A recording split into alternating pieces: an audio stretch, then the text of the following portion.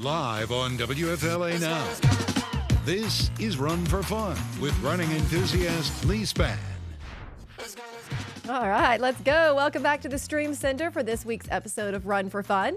Of course, the show is designed to help you enjoy running and make it a part of your lifestyle because there's so much more to running than just the time that we cross a finish line. Yes, I'm not going to say that's not important, but we love that. We love to have a good time, but it's the love of the sport is why we get out there and run every day. So I'm your host, meteorologist Lee Spann at WFLA in Tampa, also an avid runner, and I continue to learn different ways to keep running a healthy part of my life. And I just feel very lucky that I'm able to share that with you out there with this show. And joining me as she does every week, Coach Maria. Although we had to miss last week. Yeah, we did. Poor Lee. It was food poisoning is no fun. It's no fun. And it was just bad timing, too, because you had just run that race. And, it was. Yeah, we did it.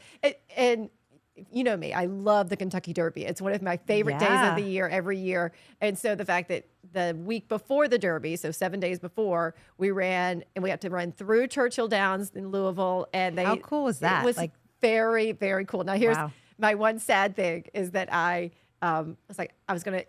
didn't worry about as much about my time, and took my phone out, which I never do at a race, and I got video like going through the tunnel and then up onto the court. I mean, we weren't on the track; it was more of the infield, but like there was big banners that say like your medal awaits, and I did that, and I took video of the spires and me, and then I put my phone away, and then at the end of the race, I went to send the video, and I guess I just didn't hit record. Oh no! Well, I was thinking you were going to say you tripped because I'm No. Normally, Lee would be like, "Oops, I fell." Oops, I fell down. No, it's. But I was like, of all things, I was going to show it on TV. I was going to do all the things. I was like, well, oh well. Can I rewind and play again? So it was, but it was very, very cool. I mean, there were horses running on a track right next to us, like practicing. So there would have been the Kentucky Derby horses. It was really good. Well, you took a memory video. That's what we call them in our family. Like if you don't have your phone, we do a memory selfie. So you just click. You did a memory video. I did a memory video. And I do remember, I can remember what it looked like through my phone. Absolutely. But it was a good race. We were very worried about how warm and how windy it was going to be. And in the end, it wasn't, maybe because we'd already been here for a while in Florida, that it wasn't as bad for us. And it's probably, 50-50 on that, I bet, because I'm sure they have cooler weather at that time of year too. So it's just kind of the luck of the draw. Yep. Kentucky Derby was, the Oaks, the day before the Derby was pouring rain. So it could have been anything, but it was a relatively nice day. Would you run the race again? Yes. Okay. I don't say that about every race for sure. As I definitely would run this half course again. I think the full course was a little tougher because it went out farther out of town into a park, and there just weren't any no spectators and things like that. But the half course was very well spectated, and people were. It was nice. I'd like to do it. That's a bucket list race for me. So of course we have our. Speaking of running, we have our Strava group. We're still continuing to grow our Strava group. If you don't know what Strava is, it's a free app you can put on your phone. That way you can kind of keep track. But we're using of all your runs and things like that. But we're using it as social media, and we have 290 members of our dangerously close to 300. So you can go to the groups, you can go to the clubs, you can join this, and as we now head into these warmer months, we're going to use this as a way to just kind of keep people motivated. Yeah, I'm coming up with a juicy challenge. Ooh, a juicy challenge. Juicy June challenge. Ooh, I just like it. Yes. I just made that up, guys. It was nothing special. But we're going to come up with something for June that is like a mileage goal. So we can all, keep those base miles going in the summer and remember, you just got to slow down. Slow those easy miles down. And then you won't be miserable. Yes, because if you've never made it through a summer in Florida of running, it can be very, very demoralizing sometimes with how hot it is. Yes. So just slow down. And enjoy it. There's a lot of people that have moved here new to Tampa. So if this is your first summer, just slow down. Just slow down. Don't fight it. Slow down. So keep up with our WFLA Run for Fun Strava group so that we can keep you motivated with the Juicy June Challenge. Juicy June Challenge. All right. So I mentioned, of course, at the top of the show that, it's not always about when we cross the finish line, but that is sort of a big part of why we love this sport so much. And there's a small group of people around the world, only about 11,000 people who have run all 6 of the major marathons. And we have one of those people with us. So we welcome Sandy Lake to the show today. Welcome. Thank you. Thank you for having me. It's a pleasure to be here. So tell us, well, first of all, we always ask people how they got into running. What was it? What was it that brought it to your life? Well, that's an interesting story. Okay. As a child, I in PE class, I struggled with hand-eye coordination. So I was always the last one placed on a team. No one wanted me on their team. I was the liability, not the asset. So I told myself for years that I was not good at sports. And I was a senior in high school, long time ago. And my older sister was going out for a run, and she said, "Why don't you come with me?" And I thought, there was nothing I would rather not do, but I wanted to spend time with her. So I went out with her, and I put one foot in front of the other, and I didn't fall down. And I was so excited that maybe there was something that I could do. And that's when I started running. That's so funny because I have terrible hand-eye coordination. Anybody that's ever played a ball sport with me, but I would not have guessed that. I'm good at running. I never, and I can bike and I can swim, but ish, I can swim. But like that is something that runners, people that don't have that skill. And I think people think, when you're younger, a sport does involve a ball and a bat or a ball, does. but these running doesn't. And if maybe, that's where our talents lie, that people just didn't even show us that we could use them. And then if you weren't good, especially in PE class, if you weren't good at that hand-eye coordinated with the ball and the bat or the volleyball or anything else, then you got to go run laps, and that was your punishment. Right. And so it was it wasn't fun. And once I realized that, I could have fun doing it, it's been literally a major part of my life. It's taken me through the highs of the highs and the lows of the lows in life. And you've It's been running my that whole constant. time? You've been running that whole time? Pretty much. I Wow, might good have for you. taken short breaks. Years and years ago, 30 plus, struggled with sciatica a little bit, had to take some time off, but I kept walking. Walking's a great exercise, and always found my way back to running. It's, as they say, cheaper than therapy. You also learn a lot about yourself, and when you're going out on distance runs, you learn to like yourself because you're with yourself for a lot of Absolutely. hours. And if you don't like yourself, it's going to be pretty miserable. Well, that's when you learn to like yourself. That's You why they totally say it's do. cheaper than therapy. It's if you can go through some of all the things that are going on in your head, and you learn to like yourself a little bit more. So how have you kept your love of sport going all of those years?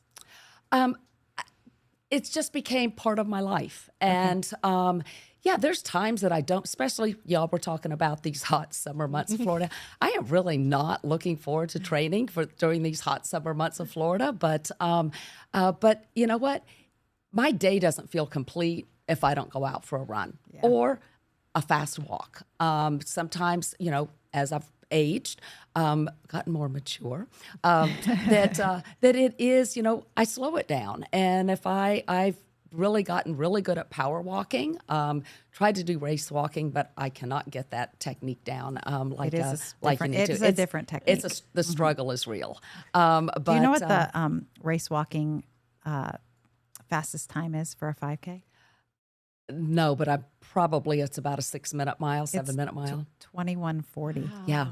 Which is just under 7-minute pace for walking. But that's For it, walking. and you'll see this coming up in the Olympics. I mean, isn't that where you have to? The crazy. idea is you have one foot on the ground at all times. all so times. there's this sort of strut that they do to keep it like it is moves so hard. fast. It is hard. Yeah. The fastest I've gotten is about a 12-15 mile. That's fast too. That's very fast.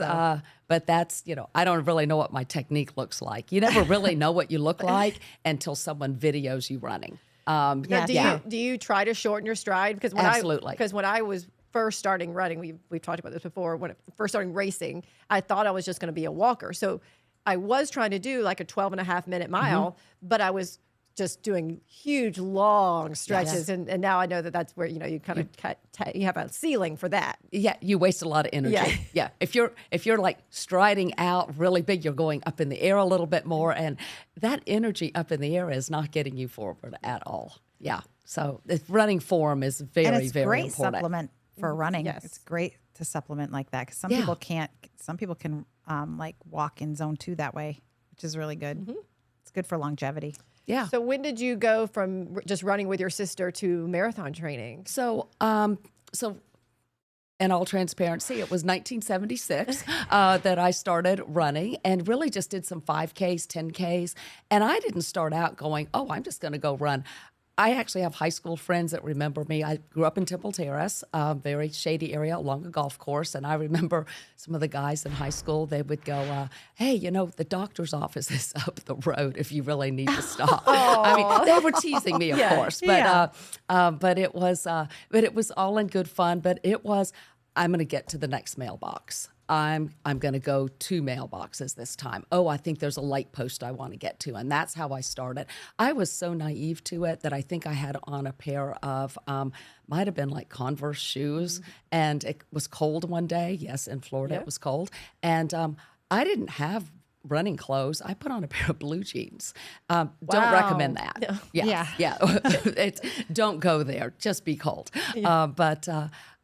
So I kind of did some 5Ks, 10Ks. Used to push when my daughter was born in 89, I pushed her in 5Ks, some 10Ks. And I did not train for my first full marathon until 2003. And it was Gasparilla. 2004 was my very first marathon. And it was a friend of mine.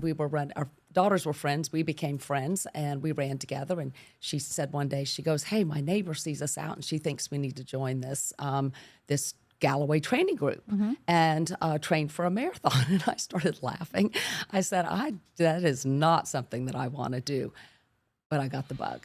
And once you get, you get big believer in find that running group and the camaraderie, the friendships. I mean, some of us have been running together for 20, 25 years. Not as much anymore, but we'll see each other at shorter races sometimes. And it is fun. Make a lot of good friends that way. So you skipped over the half? You went from... I did. I did a full before I did a half. And don't know why. It was a marathon training group. And so I was like, sure, we can do that. And we did. It wasn't a great time, but we finished. And that was, I realized that I could do more than I ever thought I could do. And I think it's a whole mindset issue with, not just with running, but with anything. We put our own limits on ourselves. And I think it's important to break down those barriers at our own pace. And get out there and do it. So I've done many more half marathons than I've done full. But and I'm really liking that half marathon distance more now. It's a good well, distance. In all true transparency here, I've been watching you a long time on Facebook. Yeah. And I have always found you to be very inspirational. And it's mostly because inspiration to me is people that live a lifestyle in the future era that I am going to be in, that I want to be in. And I'm always watching her like, oh my gosh, she has this great relationship with her family and she's running all the time and enjoying life. And you always look like you're having so much fun doing it. So in true transparency, I'm a Facebook stalker. well, thank you for that. I did not know But you that. did accept my friend request, so it's legit. If it's on Facebook, if I'm putting it on Facebook, it's all good. Sometimes I don't post like the training run pictures. Right. No, I don't do that as either. we all say, social media is our highlight reel. Yeah. But you know what? There are some struggle pictures out there. Yeah. They're not all great. No, but I love that you look like you're happy doing it. I am. And you're making it a part of your lifestyle. And it is. And you've done it for a long period of time, which is always what our goal is with Run for Fun. We want people to be able to do this forever, not just a short period of time where they, experience this high and then they quit. Right. We don't like that. And I think what y'all are doing is amazing because it is. I find that so many people, they're making running, they got to check the watch for everything. Yeah. When I started running, I don't think I know when I ran my first full in 2004, I didn't have a Garmin watch. I didn't have one either. Yeah. I didn't get a Garmin watch probably until I'd been running for that distance for 5 years. And then I was finally at a race and I saw this and they were comparing their watches and I'm like, what is that? And I got one, but it's, we're not making it fun. We're not making we're it too fun. data driven. Too data driven. Yes, and agree. I know you will tell your athletes often, Yes. take the watch off. Yeah, I do. And I've had clients say no. Yeah. Yeah. But I am actually thankful for those years I had without running. Like when I was a coach and without the Garmin, my clients actually bought me my first Garmin. They were like, Coach, it's time. And I'm like, I'm never doing that. That's so dumb. I don't need that. I qualified for Boston without it. I don't need that gadget. Like all of us fighting technology, right? And now I'm like, I love my Garmin. It's so awesome. But yeah. And then you can also, I'm thankful for those Well, years. yes, you get data from us that we don't tell you. That you yes, can and see. it makes coaching much easier. Yeah. Yes. Yes, it Yeah. does. And it is. And you know what? Sometimes that's the biggest motivator is, I keep the step thing on. And so if it's a day that I'm not supposed to run, but I'll be out doing my walk, and it's because I want to get my steps in, and I'm on like day 425 of at least 10,000 steps. good I mean, And- you lived like half of your life without knowing how many steps you did. How is that possible? but I think that I see so many people on Facebook and they're like, oh, I had to be in zone 2 or I had to be in zone 4 or I had to. Where did the zone stuff come from? Oh, I mean, because like, we have data, and I do, Yes. and I do kind of. I like the happy balance of it, but Yes. it is. It can when the hobby becomes not a hobby anymore and it becomes a stressor. That's when we don't stick with it. 1,000%. Yeah. So And- I that's why I asked you that question. I'm like, how have you kept it alive for so long? Yeah, and I think it was something that I could do that was athletic, and I saw people my age, as we're getting older, my parents, becoming more and more sedentary. Yeah. And aging much faster than what their biological age was. And I knew I didn't want to be that Yeah, person. that's me too. I don't want to be that person. I would rather be the oldest person in a race, as they say, than the youngest person in the nursing home. Yes. I like And, that. Love yeah, it. yeah. I love that. I'd rather be out there moving along. And if you know what, if I have to take my walker out one day and keep walking, it's that's what's going to happen. And that's why we focus in on making it fun, because We if it have was to. just like, oh, I'm training for this one race and I'm going to do as fast as I can. Yeah. That's not a lifestyle. That is a Yeah. goal. And that is, I'm not saying that there's anything necessarily wrong with it, but that's not what our goal is with this show, is to show Right. people that it can be your whole life. Yes. Yeah. It can. And it's just, some people say, well, how did you get in a routine? And I actually, for years, it was an appointment on my calendar.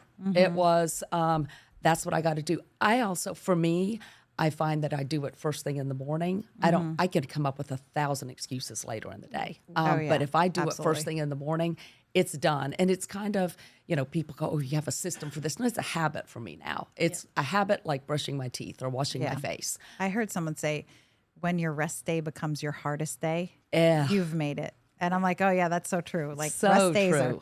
tough, but important. But they're tough. Yes, they are tough. Tapering for the taper weeks Yes. before a marathon. So Taper? What do you mean? Well, you've just done so many miles and your body is so used to it that 2 Yeah. weeks just feels like I need to move something. yeah, I always tell my clients, can you just pick up a different hobby? Can you like knit or color or do something different? spend those hours doing something. I don't know about you, but I find that I'm a nicer person to be around. So I don't always run for me. Sometimes I run for other people. It's yeah. very kind You don't of want you. to be around me if I'm not running regularly. So I'm That's doing you a fair. favor. That's fair. That's fair. The husbands will all attest to that. All right, so let's get back to what we're actually chatting about. yes. So at the bottom of the screen, you see that completing all 6 world major marathons. So the world majors are Berlin, Tokyo, London, New York, Boston, and Chicago. Yes. And they are difficult races to get in to. And getting harder and, And harder, harder to get and harder. into. Yes. So, Sandy, did you know that? I mean, you probably knew. There's only 11,000 people in the whole world that have done, who were able to get in and finish all 6 of these. So, congratulations. Thank you. Thank you. that's a It big is deal. exciting to go see your name on the wall. Oh yeah. And I'm that person, I was up in Boston and I had to go look and I'm like, so I'm on the Boston wall for running Boston this year. And I'm on the World Majors wall. There's Oh, cool. not a lot of walls you want to have your name on. Yeah. But those are two you want your name on. Yeah, absolutely. So the picture that you were looking at here, this is when you actually got it. So this was in Tokyo, It right? was. Tokyo last fall? 2023. Okay. Yep. Now, That was I have Tokyo. a question about that. You did your last race in Tokyo, right? No, well, Yes, you got your final that was right. star. That was my Wait. 6th star. Okay. Was in Tokyo. And they do like a little ceremony, right? Well, they do. They have a separate area Yeah. where you go over to get your to your medal, and so they've got like the the step and repeat, the photo spots. Yeah. It wasn't really a ceremony. Was it difficult with the language barrier to do that, or was it just? No, because Abbott World Majors is there. Okay. They're the ones that are handing out those medals, Okay. so it really wasn't. Tokyo, there is a language barrier, as we all know, and the race, they were coming off of they still had a lot of the COVID protocols in place, so it was very buttoned down. I'd say very technology driven. For 2 weeks before, we had to keep a health app, and we had to submit temperatures and how we were feeling every day. Wow. And when we went to the expo the first day, you got 2 COVID tests they issued by them, and you had to submit 2 negative COVID. You had to enter them on your report all online, and then you had to show that app before you That's could get into scary the when you starting make corrals. all those plans to do that. If something goes wrong, that's scary. Very, very. Yeah. And they checked What year them. was that? 2023. Okay. Just last fall, right? Uh-huh. Yeah. Yeah. Wow. There are, this year was not as much. I've talked with some Okay. people. So, actually it was actually spring. Spring, last year. sorry, yes, Yeah, okay. it was spring. It was right, it was the weekend after Gasparilla races. Oh, okay. Yes. All right. Yes. And so you had to wear a mask in the starting lines, and they handed you a mask when you crossed the finish line. You did not have to wear it when you were running. But it was so very technology driven. Everything was in Tokyo until you got your timing chip. And I just always thought this was too funny. Because they literally, your timing chip was one of the shoe things with Oh, 2 wow. red twist Like ties to attach From it the to your old shoe. days that Yes. wow, that's crazy. All You of have this. an app for your, all of your temperature. Everything had an Oh, app. that's so And you got a funny. timing chip with twist ties. It That's was what we used to hilarious. use. That's so Yes. funny. Yeah. But it was a souvenir. You got to Oh, take yeah. it home. But back to the Abbott World Major. So they did have the area, and it wasn't really a ceremony. So what they did, a lot of us that were chasing those 5th star, 6th star, and that's what we call it, chasing the stars. They actually had the most people get their 6th star at Tokyo. So Oh, we set a interesting. Guinness World Record. Oh wow, Yes. cool. Yes. So That's so that cool. was very fun. So, because, for you, how many years did it take you from your 1st star to your 6th star? Well, so I never really thought, well, when I started it, there were only 5 stars when I started the journey. After that first marathon in 2010, I then thought I'm going to, that was 2010. That's Yes. when they first started because that's when I wanted to do it too. Because Yes. I only have 2 left. Yes. I have Tokyo and London left. Okay, so I had done I did New York 2 years in a row, and it was my 2nd time at New York that I thought I think I can maybe get a Boston qualifier, and so trained for that. No, I'm sorry, I did not. I got my Boston qualifier in 2010. I had done New York in 2009, so I did 2004. I did my first marathon. 2009, I did not do another marathon until 2009. And I got in New York just because I love New York. Well, and then and talk about how difficult that is just to get in. It wasn't as bad back then okay. Because you Now had to it's pay harder. to enter the lottery. Yeah. Because I got in 2 years in a row and into New York. And What year was that? Because that was I got in 09 and 10. it was much easier to get into all the majors Yes, back then. yes. And then it was like after, I think in 2010, it was like, wait a minute, maybe I ought to try to get these 5 stars. Tokyo wasn't one of them. And so I guess I really started like in 2010. So I did Boston in 2011. Actually, in 2010, I did 4 full marathons. That's the most I've ever done in Wow. 1 year. Don't recommend that. Yeah. That's a lot. That's a That's a lot. lot, yeah. It was a lot. But then, so that's when I really kind of started. So it really took from 2010 until 2023. Yeah. But it was, and it's mainly because they are hard to get in. It's a lot of travel, and you have to. It's not inexpensive, but it's worth it. You're creating memories. You're setting, it's like I use now running events for my travel, to do a half marathon or a 10K or something. That's kind of how I plan my travel. Yeah, me too. So Maria, did you have a question you wanted about? Well, I wondered, a couple of questions. Yeah. One is, I want to know what your favorite one was. Well, let's start with there. What was your favorite? It was New York until I ran London.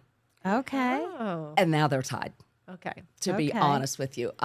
First of all, why? I just love being in London. And the crowd support. Okay. Because New York is a very hard course. It is a very hard course, but it's an exhilarating course. Yeah. And the crowd support in every borough you go through, except Staten Island, because you're in the park and then you're just going over the bridge. It's almost like each borough tries to outdo themselves. Yeah. The crowd support is, I'll never ever know what a rock star feels like, but boy, if that's what I felt, if that's anything, what I can't imagine the high. It was. I just love the crowd support, and London was the same way. Now, London had more pinch points than New York does because the roads get narrow, but they were both just great crowd support. And so, for those listening that don't, go out and get the excitement of the run. Go volunteer. Go out and be, at a cheer station, or just go out and stand there and cheer people on.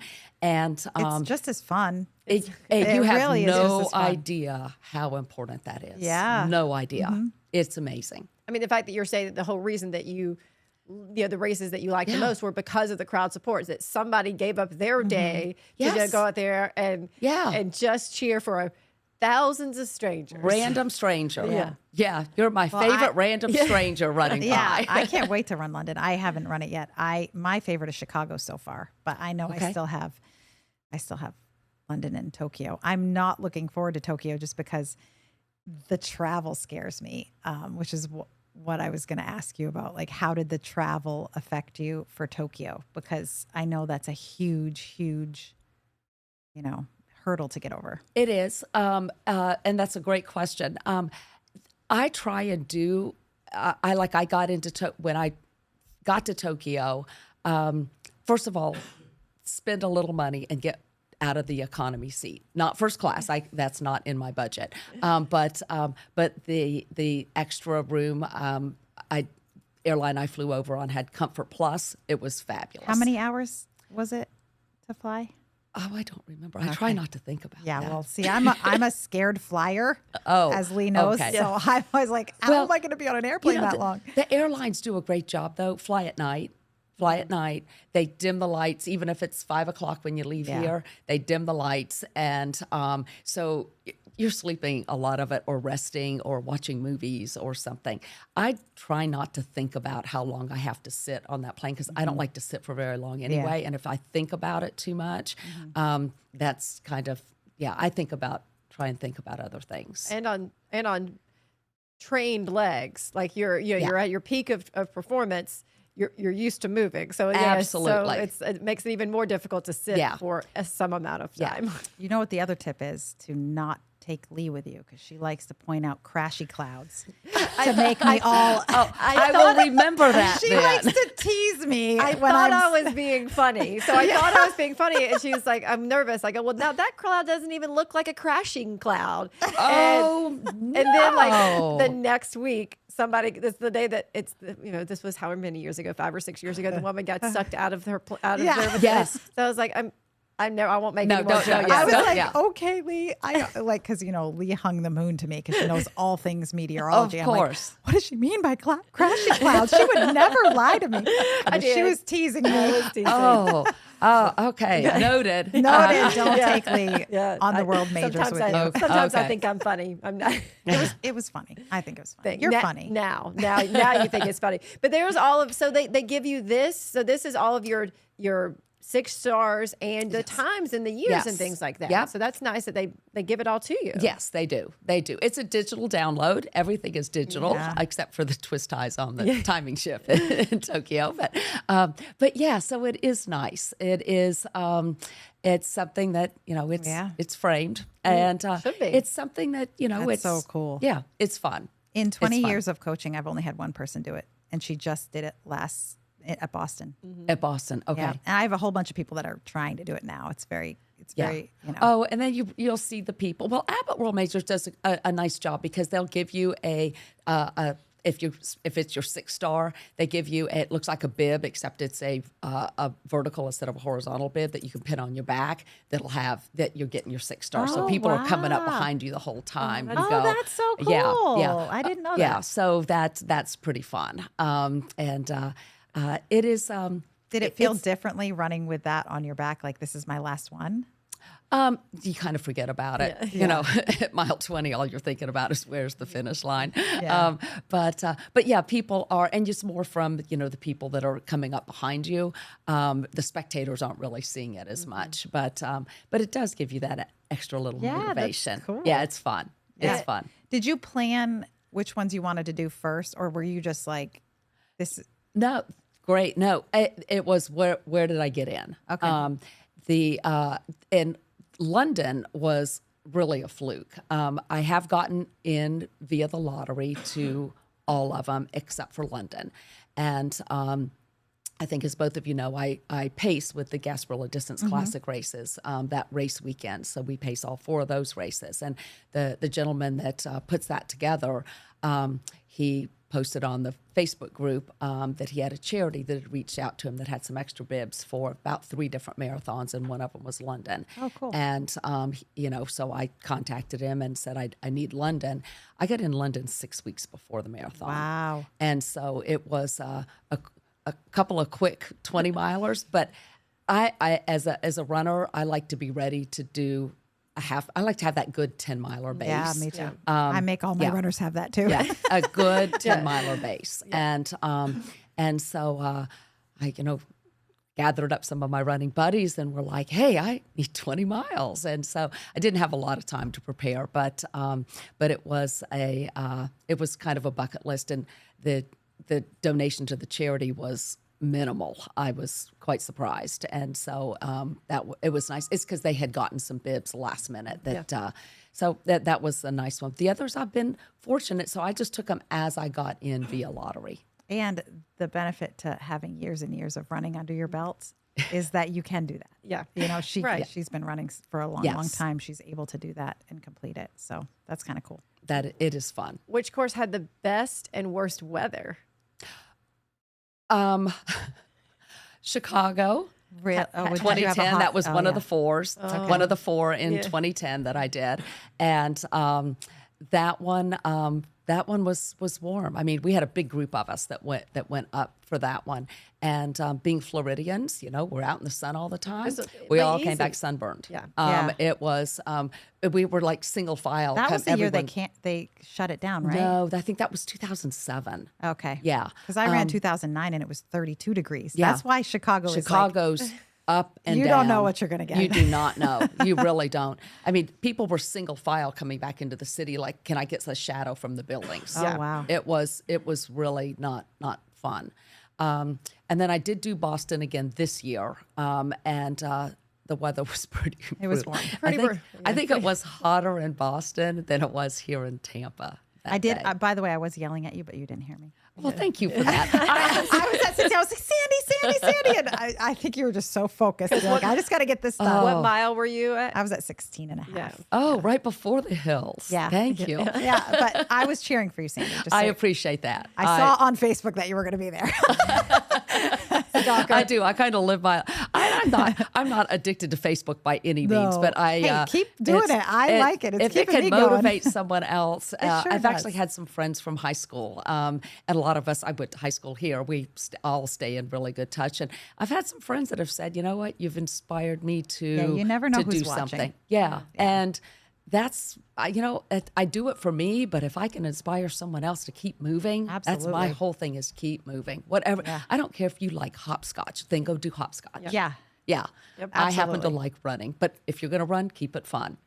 Absolutely. Because it has to be fun or you're not going to keep doing it. You are not going to do. You're just not. Why would you? And if you like, baseball or, hand-eye coordination thing, that's great. Keep doing it. There's a reason why none of us are doing those things, right? Yeah. So what about best weather? Best weather. Gosh, let's think back. You remember the hot ones. That came real easy to you. London was great. Okay. It was good weather the whole way. And maybe that was another reason it was one of my favorites. New York, both years that I did New York were great. New York has pretty consistent. Yeah. Weather. Because it's cool. I love running in cooler weather. I mean, let's just face it. We all do. Yeah, we all do. It's a little nicer. And Tokyo, the weather was even good. Yeah, most of them have really been good weather. I don't even mind a little bit of rain, to be honest with you. I don't How like about travel arrangements for Tokyo? Because where to stay, where to eat, how to get your food in.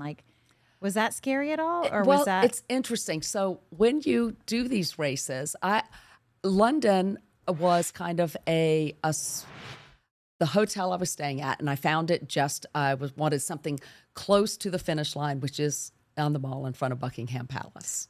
Nice. And it is absolutely gorgeous. And so I knew I wanted to stay near Buckingham Palace. And I went by there every day thinking, God, she's here again. Let's just invite her in. But they never did. Yeah, So, what is wrong with them? But it was a cute little boutique hotel. And a lot of runners were staying there.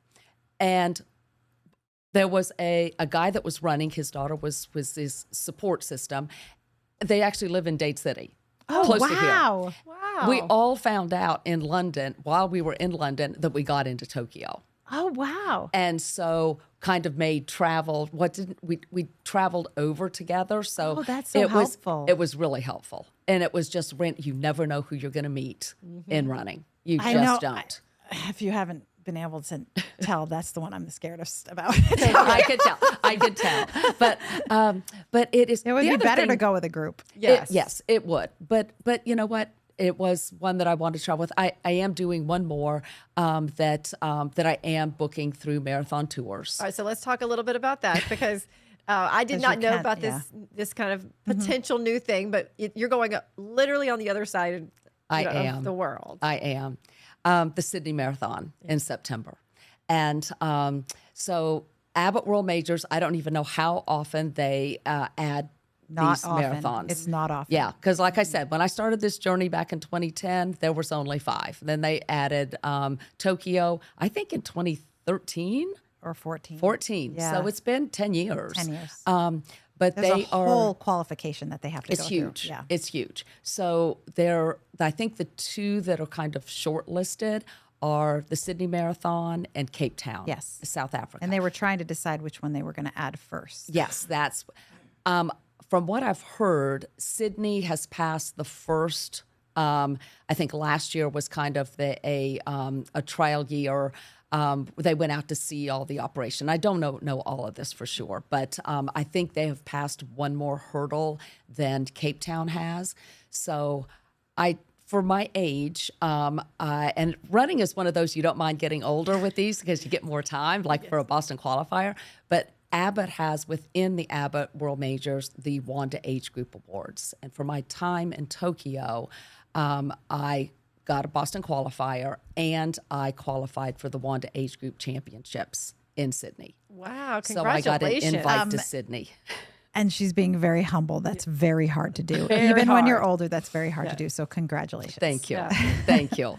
So this is in September. This is in September. So those that were invited to participate in the Wanda Age Group Championships will get a provisional 7th star.